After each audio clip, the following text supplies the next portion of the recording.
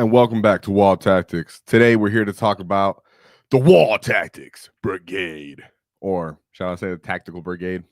So this will be a comprehensive breakdown, just in case you're more of a brutal git and aren't really getting familiar with these rules. More of a easy to go follow breakdown with some combos, my opinion of these units that you might want to bring in this detachment, and why it's so appealing.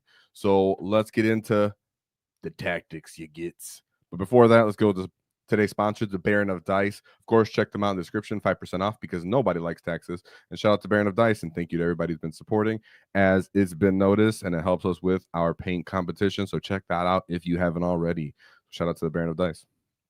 So you get, we're going to start with just going over the rules real quick. I'll talk you through it in case anything's confusing you, and we'll carry on. If, of course, this is live, so I'll be seeing what you got to say. If you disagree or got something cunning to get involved, feel free to give it a shout out. So, of course, we got listen here as the Army detachment rule. We got once per battle in your command phase, or after being set up on the battlefield in your movement phase, a war boss, mech, or boss snickrot can command a tactic. Now, what's important here is that it's once per battle. So, for example, boss snickrot cannot be standing somewhere, give someone an order, then be picked up in his movement in the command phase, of course, and then picked up and then move somewhere in his movement phase and give a tactic again, right? That's why they're making it clear in this wording. So be aware.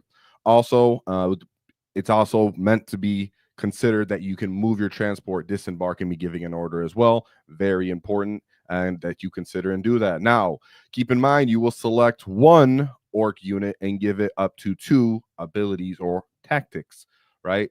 But keep in mind, if you're giving it 2 tactics, you must take a leadership test. You being the model giving the order, that means the war boss or the mech must take a leadership check to see if they actually follow his order. If he fails the leadership check, meaning the model that's trying to give the order, that means the unit that he's trying to give the order to must take D3 mortal wounds. All right. So just think of it as your war boss gets mad, tells them what to do, tells them too many things to do. They get a little confused. They get punched in the head. All right. Keep in mind, the orders work until your next command phase. So if you give someone +1 strength, he's going to have that in your opponent's fight phase as well. That's also why stealth is obviously very important, feels really good, and it goes really well with your wall. Keep in mind that units can only be issued orders once per round, like I stated earlier. Just do not forget that. Also, units that are battle shock cannot be given tactics, and if they have tactics, they are now gone. So if someone battle shocks you out of phase, right, then you lose that tactic. So whatever it may be, if it was stealth, they can remove your stealth. This is important when you're thinking about Tyranids, for example, right? Next, you have Storm Boys have gained the battle line keyword. I think that's quite appealing, but it's not as impactful as maybe Gretchen, for example. Still something to be considered, and we'll talk about how I feel about that. Battle line isn't as awesome as we'd hope, but it's still pretty solid.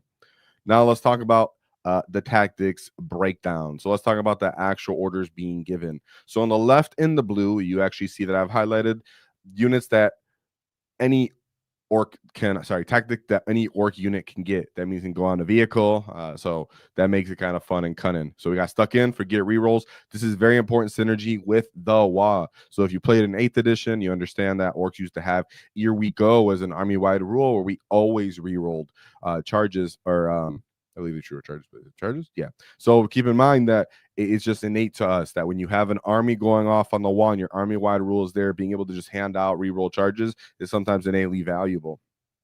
Good for vehicles. Sometimes you just want a bigger charge distance, so you can get vehicles kind of out of the way. Sorry, excuse me. So if you do choose to give it to a vehicle for whatever it may be late game, you can end up just making up more space in that case or getting further down the field. And then, of course, it's good for charges outside of the WAAAGH. So we're very obvious that Storm Boys can be given advance and charge outside of the wall with other orders that we're going to talk about here, giving them the ability to reroll charges when they're passing to advance and charge is pretty nice. Or if you're just trying to make charges on any, normal movement outside the wall, it sucks that we can't advance and charge often, so that helps. Then we have +1 strength. There are units that particularly like this. It does work on any kind of unit, but there's not much value from like a Death Dread getting this. I don't advise killer cans outside of Dread Mob, so it's very situational that you would matter outside of this. But there are a few units. Flash kits would be important. Snaggers would be important because of strength 5 to 6. Basic skirmish type units such as commandos, storm boys, bikers, they would all appreciate that going from 4 to 5. And then something that people kind of forget are squig hog boys. They sit at a strength 5, so if you give them strength 6 and then they charge and they lance, they're really wounding quite well in enemy elite infantry. Squigs are a bit overpriced, but hey, doesn't mean you don't want to use them sometimes. And then, of course, knobs being able to go to strength 10, taking the war boss to strength 12 on the wall would be really fantastic as well. And this is really good for skirmish battles. So when you're getting into fights early in the game or even late in the game with low point units costing under maybe 120 points, these are the kind of units that are going to want the +1 strength outside of the wall, so they can actually cause trades, get reliable kills on the enemy unit in situations that sometimes you would just kind of bounce. So it feels really good when you can actually get that off. Then you have sneaky gets. So this one is infantry and mounted, it excluding mega knobs. Sucks you can't do it to gas. And then you have the stealth and the benefit of cover. This one is often stacked when you're playing this detachment with another one, right? So you're often going to give a unit stealth and +1 to hit, like we're about to talk about in a bit, or stealth and +1 strength because you know they're going to be exposed next turn once you try to get off into these fights. Therefore, expect that when you're going to give stealth, you're probably going to give something else to that unit. Keep in mind, this is one of those tactics that's stronger the more that it's passed around because you want more units to have stealth. So it just kind of messes up the opponent's math across the board. They can't just go, okay, I'm going to ignore you for a second and charge you and then shoot these other dudes. They have to go, oh, everybody's taking it. What lines of fire can actually gain to pick up all these orc units? And some armies like Eldar T3 units, even Space Marines, for example, don't like when even a couple leftover orc models exist. Therefore, whenever you mess this up, as we talk about the stratagems, the more units you have left over matters. So it's really, really nice. Of course, this goes really great with the wall. So if you know you're going to wall, maybe you don't need an additional strength and you're close enough that you're going to need to re-roll charges, or you're still going to end up giving yourself any other tactic. The point of giving yourself stealth anyways is because when you do get off on that one, you're standing on the open 5 of invuln and you have stealth, plus you've already given yourself +1 strength. That's really important to just not only your staying power, but when you counter charge, when you get counter charged and you interrupt, you'll have more bodies left on the field. An example for fighting. Then I really like this on bikes. I like it on flash kits. I like it on squig hog boys. Of course, Zagrot, Wartsnaga, and even just basic boys units. The reason is because the more models you have, the more dice people have to roll at you to even take the attempts, right? The more math can swing against their favor. It can actually end up hurting them. Therefore, putting them on even small units and giving that out will be important. But we'll talk about how you actually do that. Easier said than done. Of course, the one tactic that's on everyone's mind is shooter drills. So this is infantry and mounted models in this unit make ranged attack +1 to the hit roll. I did mention mech guns before. You can't do that because this is specific that it's saying models. So you can't do mech guns cannot get +1 to hit. That's fine. That's for Dread Mob, and they're still not appealing there anyways. So here we have what's really important about this one tactic is that this one tactic alone turns this entire detachment into a combined arms detachment. So other than this detachment, you really just got Dread Mob for that. But you'll see soon enough that this detachment does it better. Keep that in mind. Sorry, with that being said, in mind that I only suggest about 300 to 400 points of shooting on your list. Of course, there's situations people will go more. They can go more. But that's kind of like a rule of thumb, quote unquote, that when I'm looking at lists and advising lists on what I would advise here. And then, of course, keep in mind that our advantage to being combined arms is that this becomes an additional advantage over combat armies. Now, when you're playing War Horde, when you're playing Bully Boys, you have the ability to fight on death. That's normally what our advantage is. We start trading out other armies that want to fight, that want to do combat, because they usually cost more for their melee units. In this case, because we don't have fight on death, we have to be cheeky. We have to take advantage of the fact that we actually have shooting. And what I mean by that is going to be Overwatch a lot of the time. When we go over these enhancements and units that you're going to advise here, you're going to see Overwatch should be considered, especially in those combat matchups. So you're looking at these other orders. You got to keep in mind that shooting becomes important for us because orcs typically just want to fight and no one wants to get shot by orcs. Units here that really like that are flash kits again, bikers because they have twin link, they have additional AP if they get closer to you, they're innately already assault. And then you have ludas. Ludas a lot of the time will be close to the back line so they can get orders later in the game. When people start standing on objectives, they're kind of cheap, so that'll be nice to be on list. Of course, the shock attack guns that will appreciate getting +1 to hit, and they will be able to be giving those orders. And then tank busters. So, tank busters are something that we just got, and we were wondering, hey, Dread Mob, they don't seem that appealing. I do find them more appealing in this detachment than Dread Mob. So that's just me, though. Now let's talk about the enhancements. So we have squad leader. So this is war boss model, as in the keyword. So any war boss this does apply to: beast boss, squig boss, whatever it may be, trike. Most of them are not even strongly advised, and this is not broken. It's just kind of awkward and confusing. I know some people dislike it. Don't be too upset about it because it's not really that strong anyways. A lot of the time it's just going to make you exposed to getting shot if you put something like a trike there. You can. I appreciate the 6-inch advance, but you're really banking on going first, which I know some of you get to do anyways. Here you also have the beast boss, who's a pretty decent target. Usually the enemy won't give you a devastating target right away, but if they're playing hyper aggressive, there's a chance you can get it off.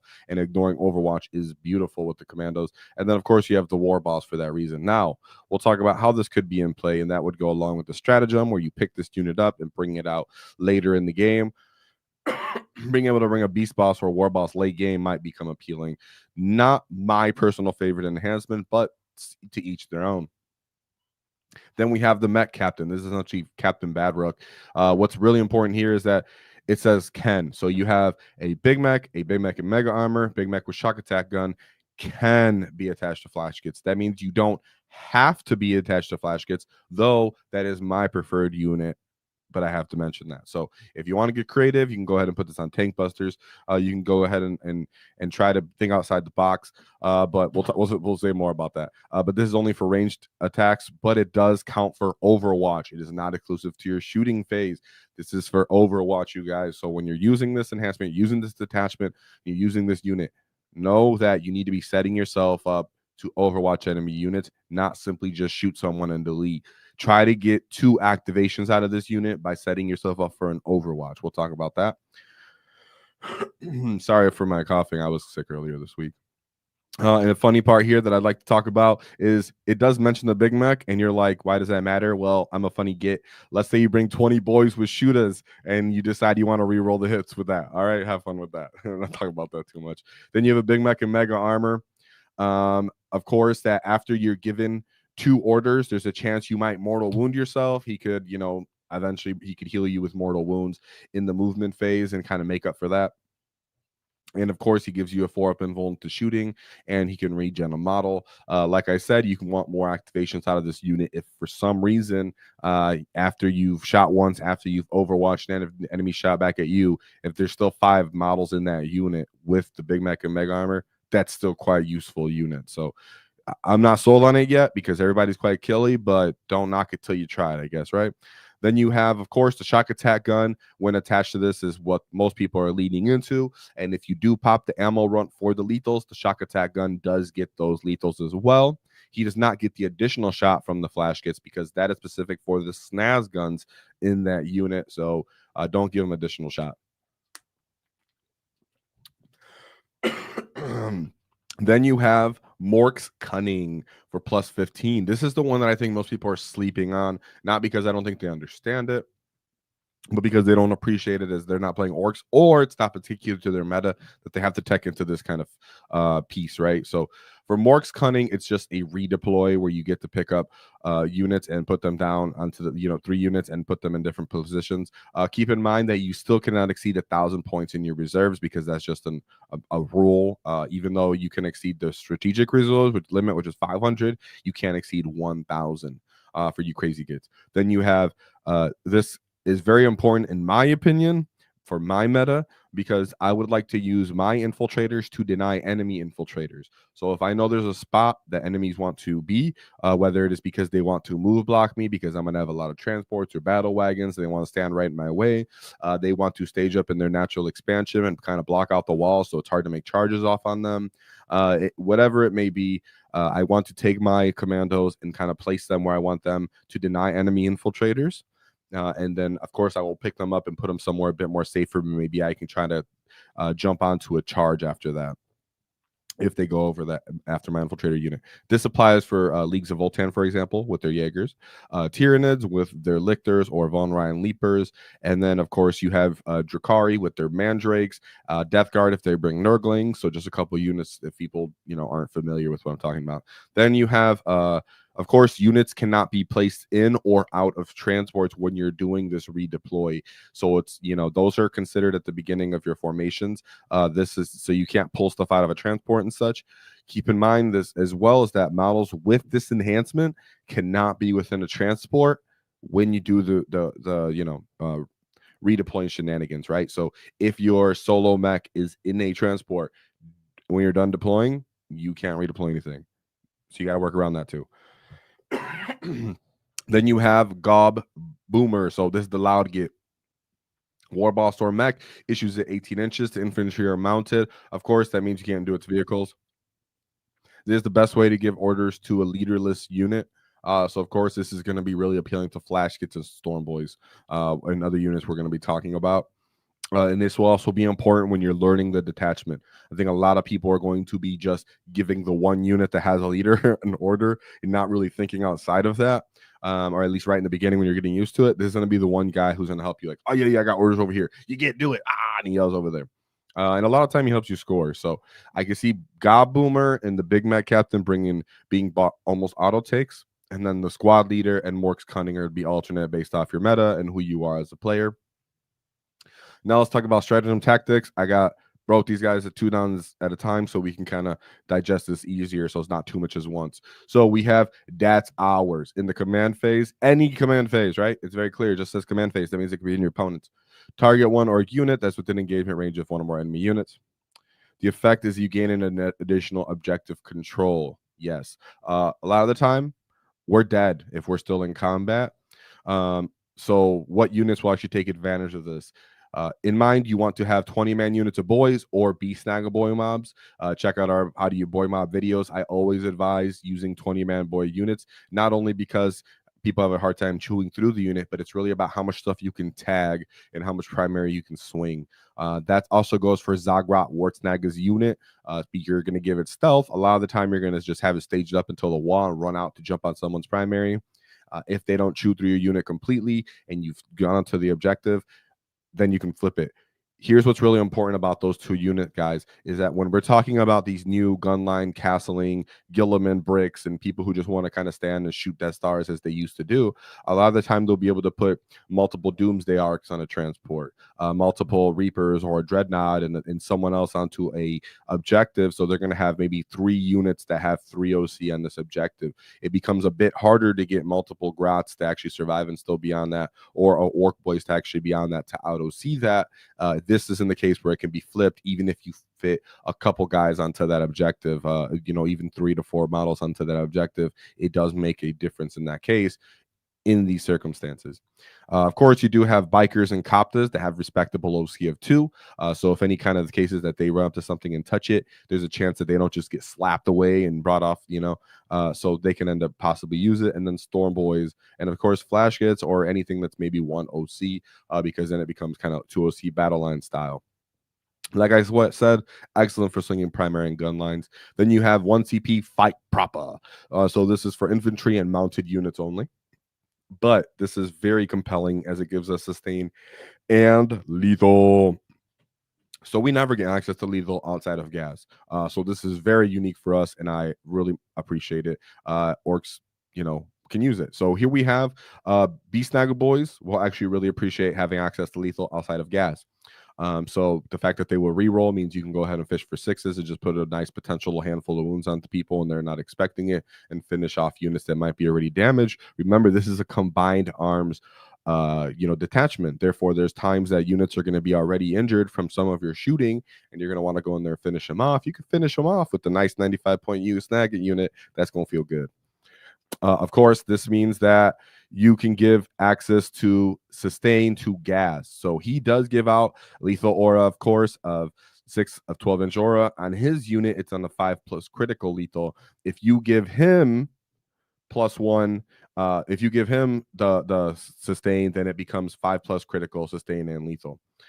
Then you have good for wreckers and the beast boss. So the fact that these kind of, both these units would really like to have sustain. The wreckers are a really low volume amount of attacks, so being able to kind of throttle it to get more of a shared outcome helps. And then beast bosses, of course, love to try to fish for sixes for more attack, for more hits. That way they have more potential to spike for their dev wounds.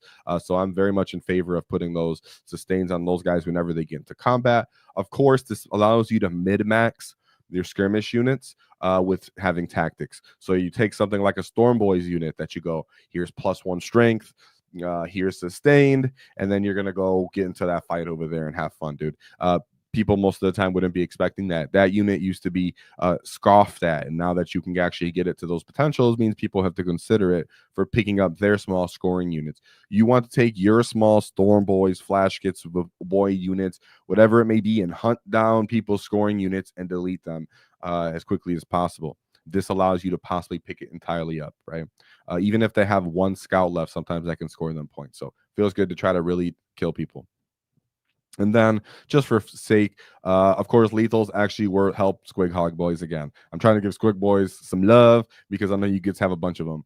So Squig Hog Boys do appreciate lethals because their mounts, are only strength 7. So if you're going into the target that we would like them to be used for, which is vehicles, giving their mounts lethal might be kind of appealing as well if you're really trying to finish somebody off.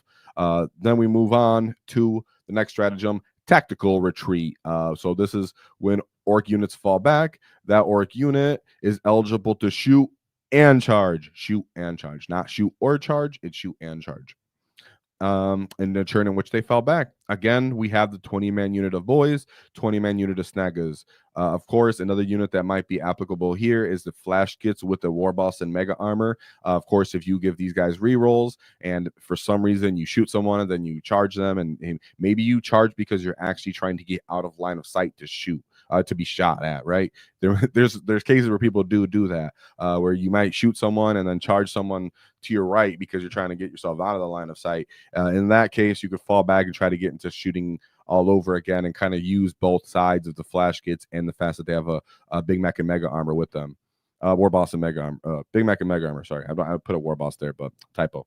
Then you have, of course, battle wagons. A lot of the time, we'd like to get these guys charged up the field once they disembark the boys that might be inside of them.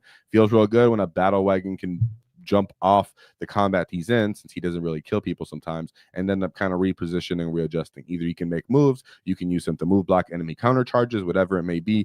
You would love to be able to fall back and charge or even shoot with their guns. That applies for the kill rigs as well. Both of these guys do have some shooting potential and combat potential. Getting them both off and then being able to charge so you get priority in combat does make a huge difference. And then Def Dredge, just in case you're a crazy git and you want to throw one of those guys inside of this detachment. Then you have Crunching Descent. This is for the Storm Boys that within for each model that's within combat range, you roll d6 on the 4+, that does d6 mortal wounds. A lot of time people talk about like they can kill something. Of course, you have to consider you're only going to kill something if that thing's already quite devastated from, of course, shooting. So one thing you want to do here is create holes in enemy lines. A lot of the times your Storm Boys will move forward, throw grenades in other detachments, right? A lot of the time that's what I advise Storm Boys for. If you haven't checked out your Storm Boys videos, do that. So Storm Boys will run up, throw grenades for you because other units are advancing, and now you have to be eligible to shoot to throw grenades. So your Storm Boys already want to start popping holes. What do I mean by that? If you take a 5-man unit and try to put it in front of a impulsor, for example, and you have multiple orc units charge this unit, if you throw grenades at it first to try to diminish it, to pop a hole, right, as that 5-man line, maybe you pick up 1 model or 2 models, and then you run up into it and you charge it with Storm Boys, but you've also charged it with someone else, chances are that the Storm Boys can either A, finish off that unit, or B, damage it enough that when they activate and they pick it up, the unit behind, let's say Mega Knobs or War Boss, whatever, that had charged secondly, can still activate once the unit has either been picked up or even just greatly diminished, still pile in and possibly tag the unit behind them. So being able to use mortal wounds to create holes in enemy lines does help in that state as well. Of course, it actually helps you finish off transports. Like I said with the Beast Mega Boys, if you get lethals, what you could do with transports is if you're shooting with tank busters, with the flash kits, whatever cunning get you may be doing it with, there's a chance that he kind of still survive because you have Orky shooting. Here you go. Storm Boys run across the battlefield on a turn that's not the WAAAGH. They advance and charge across the field, throw those mortal wounds into him. Boom, finish him off. Feels really good. Keep in mind that once you pop that transport, because you've done it, on the charge and your unit's still eligible to activate once to declare a charge, if it can get within 3 inches of a combat range of an enemy unit, that means if you pop the Rhino and you can still pile in and touch that unit, you can still fight it that just got out of the transport. So it could be very, very good circumstantially. Then, of course, you can cripple or flip primary. So if there's a unit that they do have some OC and, you're scared that you're going to lose 2 Storm Boys from charging these Space Wolf Scouts, there's a chance that you might have to, mortal wound them and to diminish them a little bit more, to diminish their ability to kill you enough to flip that primary or objective. And then I do advise that at least one of these units can be put on your list. For the reasons I just gave. If you want to finish popping a transport and then pile into it and beat it up with your strength 5 unit on a different turn, killing enemy units before they get to activate from transports is huge, or even just disembarking them is a big deal. And then I really like to pop holes in enemy lines, so with mortal wounds and grenades. So if I can kill a screen and then allow people behind it to activate and pile into something else, I will always try to do that. And you should always look for those opportunities as an orc player. And then you have on to the next. So in your movement phase, you get to make a 6-inch normal move. So this means you can utilize the bomb squig. Because this is a normal move, it means that how the bomb squig's wording is, it says whenever you make a normal move, you can use them. So keep in mind that your Wrecker Boys are going to throw a bomb squig, and then they're going to charge, and then someone's going to fall back from them. Maybe you charge 2 units, you only killed 1. The other tank falls back. Well, then you're going to do mortal wounds and try to finish that tank off as well, and use both your bomb squigs and really appreciate that. You can move back into a transport. So that's huge. Let's say that someone fell back from your 20-man boy unit and your battle wagon is still alive because they didn't pop it. Go ahead and jump back into that battle wagon with your diminished unit and make them try to pop that gate and go steal a different objective. You cannot move into engagement range. If you could, the strat would be specific and say you could. So don't do that. It's normal movement. So normal movement means you can't end within an engineering unit. And of course, this is situational. I would rather we have a reactive move strat, to be honest, than something like this, because a lot of the time orcs don't survive. They don't endure. I've named units that might, as earlier, but keep in mind it's still just a 6-inch movement, so it's very circumstantial. The best part is jumping back into a transport or utilizing bomb squigs. Then we have Dead Sneaky at the end of your opponent's fight phase. So this is picking up 1 commando or Stormboy unit and putting it back into strategic reserve. This means that this unit can be ingressed turn 5 because it's been brought back out. It's not adhering to the basic coming in by turn 3 rules. That could be quite devastating. Like I spoke about the enhancements, you could bring a war boss and a commando unit in like that and end up being like, well, you can't overwatch me and I'm going to go take your home objective. That's going to be crazy. Which could be. Of course, you can use this to reposition commandos. Let's say that you need to target an enemy unit and shut down an Overwatch potential, and you didn't consider it, or the enemy unit maybe brought in from reserves. You could take your commandos and put them somewhere else where you might need them. Very circumstantial as well. And then, of course, This allows you to use your Storm Boys, but still have Deep Strike. So you can put a 10-man unit of Storm Boys and threaten enemy the whole game. They're not usually that scary unless you can get Strength 5 or something. But like we said, with impact charges and grenades, you can catch them off guard and really flip a primary in that case. Making them screen all game will also help with this tempo of this detachment, right? This detachment is more of a tempo game, which we'll talk about in a bit. So we're going to talk about the range you get to consider and why they're considered. So you have Ludas. The reason you want Ludas is obviously they can get the orders to get hitting on 5s once they actually move. So they're not hitting on 6s like some dorks. That's on mathematically equal to getting sustain. But keep in mind that they do have an 8 rerolls just from looking at objectives. We do appreciate that they're 24 to 48 inch range, so they can actually sit back and take angles of fire and not really be up in the way. And what really happens here is that there's usually like a mech, like we spoke about earlier, that maybe is now out of range of other people to give orders to. The Ludas might be one of those units that stays kind of back around and is close to someone who's a solo character. They don't need to be taken with a character. You can take a 5-man or a 10-man with a SAG, without a SAG, and still find utility in this detachment because you're giving them +1 to hit. It's your preference on how many. You could take 2 10-mans and 2 SAGs. And the flash get rerolls. You can go that heavy in your shooting. That's about as much as I would suggest, but you can also go less than. Then, of course, you have flash kits that are just the premier unit in this detachment. Keep in mind, if you read the enhancements and the stratagems, they describe like bad blood axe tactics, and they describe flash kit tactics or freebooted detachment preferences. So that's why it's very obvious that this detachment was meant to favor being cunning and a DACA from the freebooters. So the flash kits are premier units in this detachment. They're already one of our favorite units. Keep in mind, they love all these orders, especially if you give them 2 at a time. So giving them +1 hit, +1 strength, and or L health, and any of those, order in any of those combos feels really good. They're great for SWAT teams. We know Wreckers have come into play and Tank Busters have come into play. If you give them a character, they're now a 7-man model unit. Best 5-man unit out there is the Flashgate unit. Shout out to Burner Boys. And then something here to consider is that a 10-man unit, even if he doesn't have a leader, would still get orders.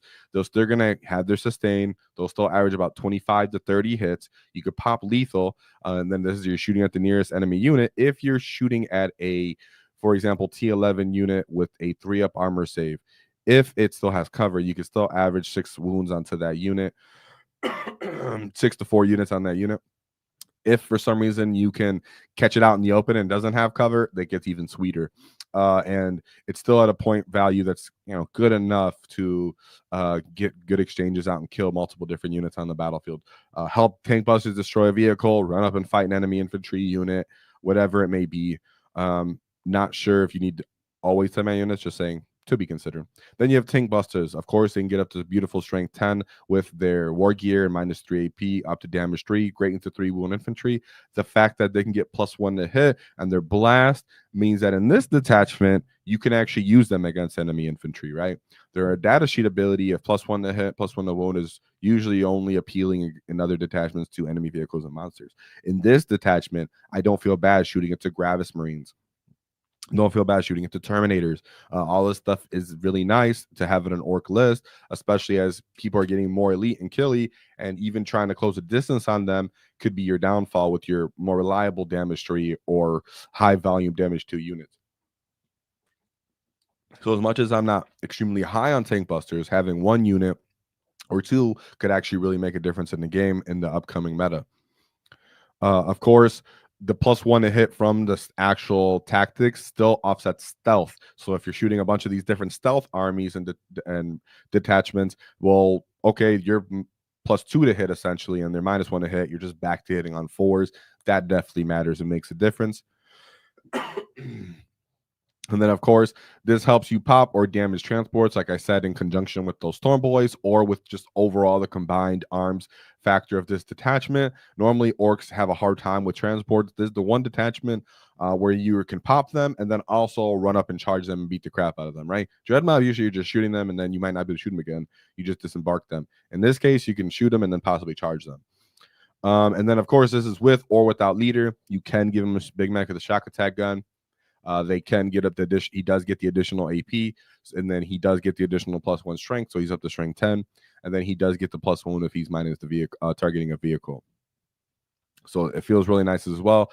So any of these units, with or without leaders, you know, and with combination, all function for those reasons stated. You're not wrong for preferring one over the other. Some more gets. Oops, I went too fast. Some more gets to consider. So we have the Beast Snaggle Boys and the Beast Boss, specifically because those strats that I mentioned earlier. But you need some respect in this detachment. Because you're bringing a lot of small units, it also means that some of these units need to hit respectably hard, so enemies don't just simply run you down out of disrespect. Then you have Zagrot Wartsnagger, like I spoke about before, giving him stealth, giving him reroll charges, and just having a big mob of models makes a big difference in the combat matchups where you can just move block people. It matters a lot in maybe Tyranids or monster matchups where people want to run you down, and you can just completely move block them with this as well, force them to chew through it. And then touching gun lines makes a difference. So Zod is quite appealing, in my opinion, in this detachment with the WAAAGH changes. Then Commandos are just a current meta pick as a whole in Prime Nexus. Check out other videos. We've done a bunch of them about how to use Orks. Commandos lead the way. So they help you control the tempo. People can't move block you. They can't hold you in your deployment zone. They can't wolf jail you. Movement wins games. Speed wins games. And these guys kind of help you kind of keep enemies at arm's reach, whether it's because they can't close the distance on you and crash into you, or because they will, and you know they're going to run into you, that you can actually make a counter charge on them. Because of the fact that you reroll charges and you have so many Storm Boys in this detachment, it also means that there's a chance that people that want to shoot you can become in charge range more often now too, which is more detrimental to them because you're a little bit more potent in all of these outside of wall activations. Keep in mind, a lot of trash units. Like I said, Storm Boys, lots of trucks, a lot of bikers. You could even start seeing lists with multiple individual mechs, because as they expand and have more units on their list, that there's more units that they want to give orders to, as you don't want to drip feed orders or drip feed units that have orders to your opponents, because then they know what to prioritize and kill. Then you have the 20-man unit of boys. I do think are slowly going to find their way into some people's list. I don't know to what extent they will be, but because they actually have potential to take advantage of those stratagems, that's where I see them being used. Then battle wagons can also find their way onto these lists, but battle wagon kind of universal. Knobs and or wreckers, like I spoke about earlier, you do need to have the respect factor on your list. So though I'm advising trash and these little small units, you do need something that can kind of hold the enemy at bay and really knock their teeth out on the wall. So that's where you're going to need knobs and wreckers. Knobs do appreciate the +1 strength big time, and wreckers can still take advantage from some of the orders, whether it be +1 strength because they can get up to strength 8, which might help against certain demons units. It might help versus against custodians. So it's nothing to be scoffed at. Then some tactics to consider. MSU is king. When I said do not drip feed your opponent's units that have tactics, I mean don't pick one Storm Boy unit and go, haha, you now have an order. Go Storm Boy, just you. People are going to know what his capabilities are, possibly just overwatch it and then it's dead. There's a good chance that when you're going to activate a 5-man flashgate unit, a Storm Boy unit, and then your commando unit, you want all these guys to have maybe a stealth or a buff durability to, if they do get charged, you're going to have +1 strength, and if they do try to shoot, you're going to have stealth. So I really do think that people are going to start considering more and more not to just give orders to the one missile units they have on this list, but to other units that are staging around the field. Rise of the Tide may be in your future. Plan for a slugfest. This is one of those detachments that you're actually going to play a little bit more slow pace. The similarities to this and War Hoarders that they can be that they're flexible, that they're inclusive to other units and data sheets that aren't so restrictive on other detachments. But if this detachment doesn't work in the same way that they want to knockout blow you necessarily every time, they can play the slow pace game with you and try to play for primary and try to play for secondaries. Now, you still need to have potential to have a knockout blow, because you still have the wall in your pocket. That's still your army-wide rule. You still need to be able to take advantage of that. So if there's a gas on your table, maybe you're still not wrong. But you do need units, like I spoke about earlier, that are respectable for the knockout blow potential, but you do need a combined arms factor behind that. That's where the reroll hits are. That's where the tank busters are. That's where maximizing your CP usage are. Again, last but not least, utilize the Overwatch my gets, whether that's from your Ludas or from your big mech that I know you're going to have on your list. Don't throw your mech that's re-rolling hits on the far right flank of the battlefield and then just shoot one enemy unit and not be in position to shoot anymore. Set him up somewhere, sometimes even earlier than you'd expect, so where he can be in position to shoot an enemy unit that's bothering you, and then also Overwatch the counter-charging units, for example, 8-bound, that you need to pick up and get them off your face. It is combined arms, but it's not 50-50. So don't put 1,000 points of shooting and 1,000 points of combat. Remember, you're going to have a good amount of characters there. Sometimes it'll lead up to 500 points. Sometimes they're only about 300. But keep in mind, not 50-50, though it is a combined arms detachment. So a couple lists real quick just to make it nice and palatable. So we have a big mech with shock attack gun with re-roll hits. Basic single mech with the 18-inch tactics, pain boy, and then a war boss with the redeploy. Another war boss is a Waaaghtaktiks. We have a 20-man orc boy unit, a 10-man orc boy unit, 3 basic trucks, 1 battle wagon, 1 big unit of Gretchen, and then I have a small unit of Gretchen as well. A big unit of flash kits, 1 unit of commandos, a big unit of knobs, 3 5-man unit of storm boys, and then a basic tank buster unit. You could leave this 20-man unit of boys not inside the battle wagon, so you can do the redeploy if you feel the necessity to do it, or you just stick them right inside the battle wagon. You do have 2 sources of sticky here, which is nice because you don't have a lot of staying power in the middle of the table or too much of potential for screening your own backfield. So you might have to sticky your home and then let your Grets kind of move around to screen that as well. You do have a big unit of knobs here because you do need that respect. Like I said, I didn't want to put Rekkas or Beast Snagger Boys on this iteration of this list because not everybody wants to use those. So I'm trying to be a little bit creative out the box here. And I am trying to put a little bit more promotion on the boys unit, as this will be your primary objective stealer in the middle of the table alongside that Zagrod Waaaghtaktiks unit. Kicking those guys both off primaries and mid-table control is going to be huge for a lot of different armies, especially if they're trying to shoot you and fight you. You do have tank busters on this list because you do need to be able to still threaten transports, like I mentioned earlier. And all in all, there's a battle wagon and 3 trucks on here. So you have plus the 3 storm boys units. So you have enough for scoring, you have enough for shooting, but you're not too heavily in shooting. It has a nice ratio that I would kind of advise. Could you change this in other iterations? Absolutely. This detachment is so flexible. So let's change it and move on to the next list. We have 2 beast bosses on foot. 1 big mech with shock attack gun with the rerolls, and then 1 mech with the 18-inch tactics, and then a basic mech for the redeploy again. So I have 2 individual solo mechs, followed by 2 war bosses, 2 Beast Snagger boys for the Beast Snag bosses, 4 trucks, 1 Gretchen unit, 2 Breaker Boy units, 1 big brick of flash kits, followed by 2 5-man unit of flash kits commandos, 2 5-man units of storm boys, and then a big 10-man units of flash kit, 10-man unit of storm boys. So this is quite obvious. Beast bosses, breakers, trucks, and then of course 2 SWAT teams with your trucks as well. You could choose to opt any of these units to be in reserves if you decide to bring your DACA unit and not put it inside of a truck. Still, you get 4 trucks. You don't go too heavy, like 6. 5 can be found in this list as well if you don't want to bring a 10-man unit of storm boys. Like I said, I do like a 10-man unit of storm boys for circumstantial outcomes. If I have the breaker boys coming in, these are one of the units that I might want to pile into a behind enemy unit. And in this list, I do have the potential and the ability to punch out a bunch of dreadnoughts and enemy vehicles, as I do think that might end up being a problem or something to look for in the future of the meta. Now, of course, like someone mentioning in chat, you can do secret missions with the Storm Boys, which is also really cool because they're battle line. I didn't put them here on accident. Sorry, but they should be battle line, like I said earlier. All in all, you can change both of these lists with so many different ways.